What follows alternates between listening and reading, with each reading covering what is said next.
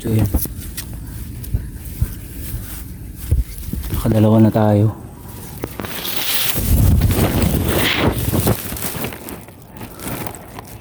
So yung puno na yan,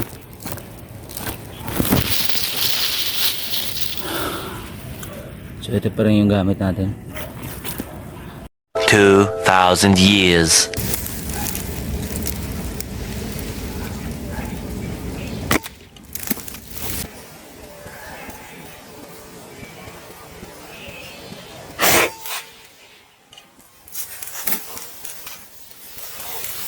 So, nakatatlo na tayo.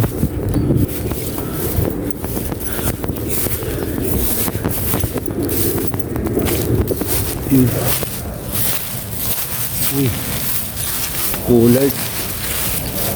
Laki. So pangatlo natin.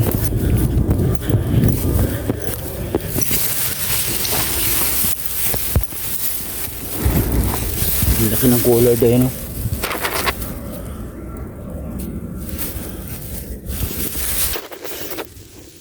So nakatatlo na.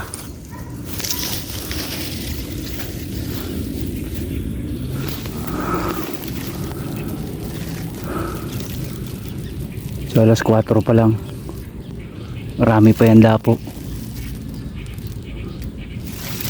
So abang-abang lang uli. A few inches later. Yun yung pang-apat natin, oh.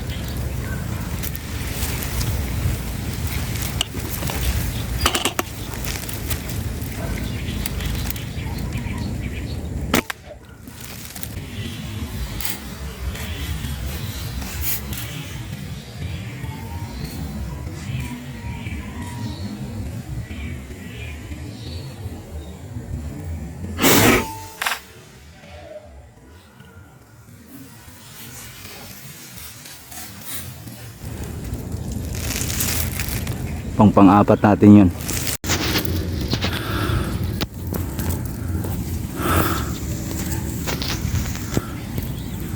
So alas 4:53 na. So sana bago mag alas 5 may dumapo pa uli.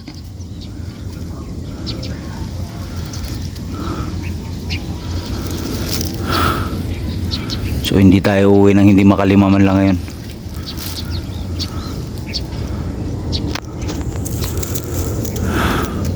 Babalikan ko kayo mamaya, update ako. Pulutin ko lang yung pang-apat ko.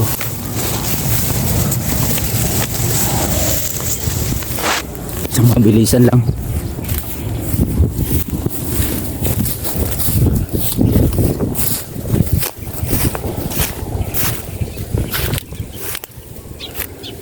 Yun. Red dab ulit.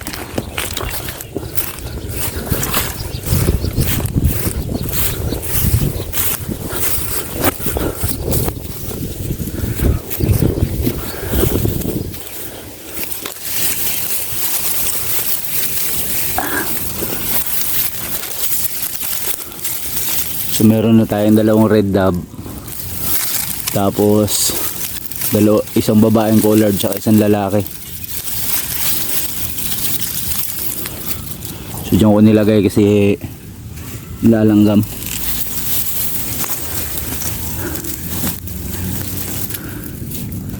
So stay tuned lang. Few moments later. Panlima natin.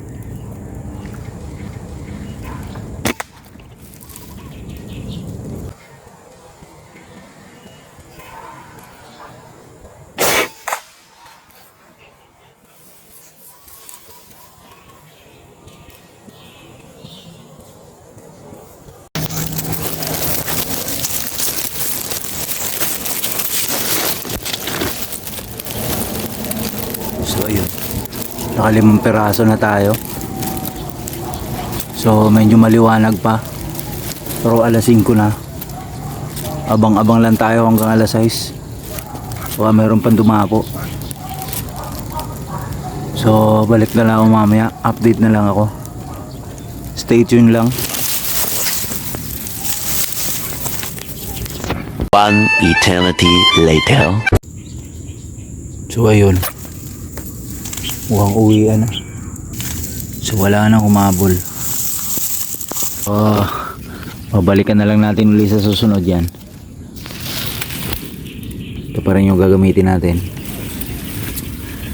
So ang laki nitong collar do. Para na siyang kalapate.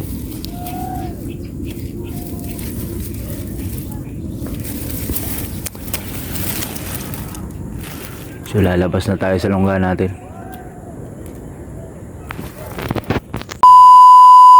So yun yung pwesto. Puntahan lang natin.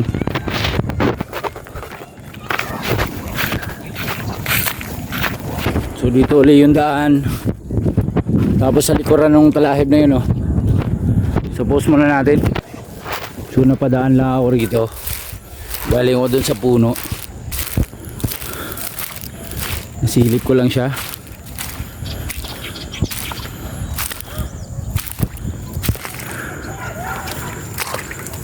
So positive. So sayang hindi nakuha na ng camera to. Dilim na kasi.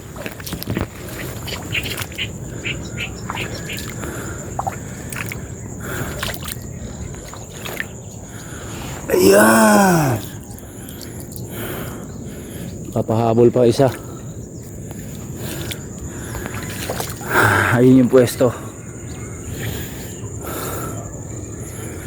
So maghintay-hintay lang kayo pag nakabili ako ng range finder. Bibirahin ko ng pagkalayo-layo yung mga yan.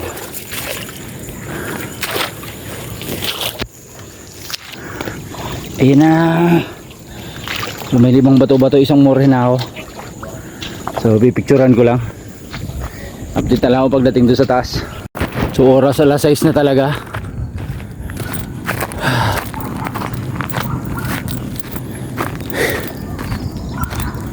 So dito tayo umupo.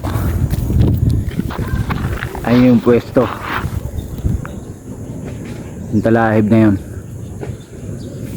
So kayang-kaya niya i-long range yung mga ano, mga ganito kalalaki. Ayun, oh. So picturean natin ito kasama yung bato-bato. Picturean ko lang.